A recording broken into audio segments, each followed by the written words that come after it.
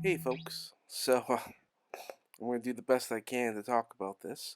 I have a cat on my shoulder, and he's sleeping pretty soundly. So I wanted to um have the meme ready for you because this image, I'll just probably already saw the thumbnail. It's a Gravity Falls image, and the prompt today for Inktober is pattern. So I thought, well, let's take that meme of the guy that has conspiracy theory, the board with all the pictures and documents linking together with like a type of red twine, looking like an absolute madman, connecting things that probably shouldn't be connected. Yeah, I was thinking something like that, but I'll do it with Dipper.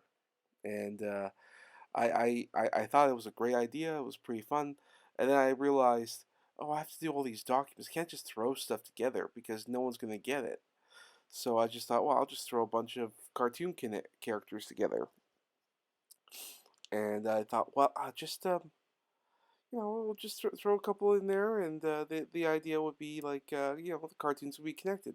I was thinking about internet culture and people doing crossovers and everything.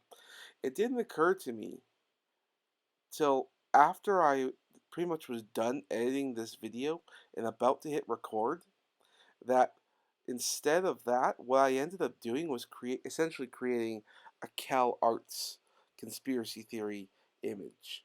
I thought that was just a coincidence. It really was. I didn't think about that in the slightest. Then if you're new to this, and I doubt that you would be if you're on the internet, but the general idea of the CalArts image, or the CalArts style, let's say, is that there's a certain unified sameness going on with modern day cartoons. If you look at the art style of Gravity Falls, compare it to, let's say, Steven Universe, or let's say um, The Amazing World of Gumball.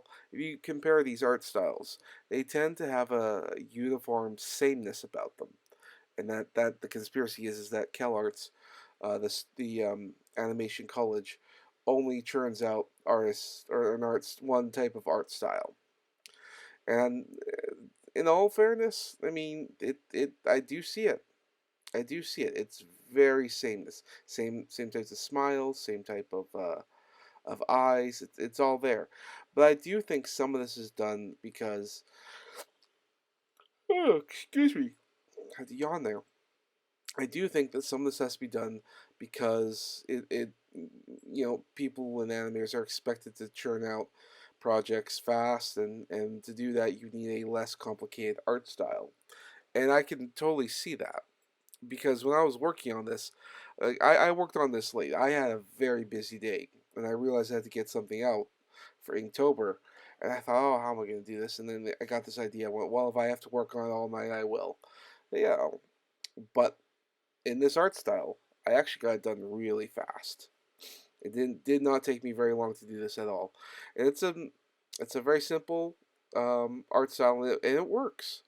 I can't deny that it works, and I'm not surprised that studios would go for this. With that said, though, if you don't know, a little side thing here, but in the world of animation, Japanese anime is kind of dominating right now, and they don't have this art style.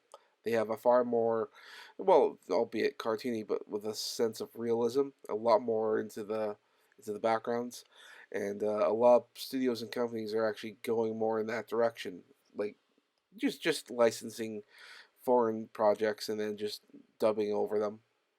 So, because it'd be cheaper. So there's that. I don't know. The world of animation in the future is a scary place. I know Netflix has closed down a bunch of their studios. The time that I'm recording this, Netflix is closing down on animation. But come November, there's a new animated movie called Claws coming out, and that's that old school hand drawn animation that Disney used to be famous for. So I'm really looking forward to that. But that's next month. So I'll go back to talking about this image that I worked on. Um, I will say, because it's always a learning experience, and here I go talking about ink washes again. The ink wash, well, I do think I'm getting better at it. I have noticed that there are certain aspects that don't quite work. So usually what I do is I'll take a dip into the ink and I'll have three pools. I'll dip it into one and then dip that into the other and then to the other. It'll give me that gradients in tone. And as cool as that is, sometimes I don't get the tone I want right away. And usually what I'll do is I'll work from the lightest and then I'll go over it again with the darker and then darkening up there and then I'll to do the third one. But I want it to have like an overhead light kind of effect. So I did some new things and I overextended myself and the ink bled out from the borders because I'm trying to keep it borders in there, but the water and the ink bleeds out and you can see that in the final image. So it doesn't quite work the way I was trying it, and I think it's because it's just lack of experience, really. Um, Too much time doing digital. I think digital is fun and all, but you need to go back to the traditional stuff every now and then because it's good for you. It's good for your health. If you want to work in comics, selling hand drawn pages is worth more than what you actually get from working on the comic in a lot of cases. So, some food for thought. But that's it for now. I'll talk to you tomorrow. Bye.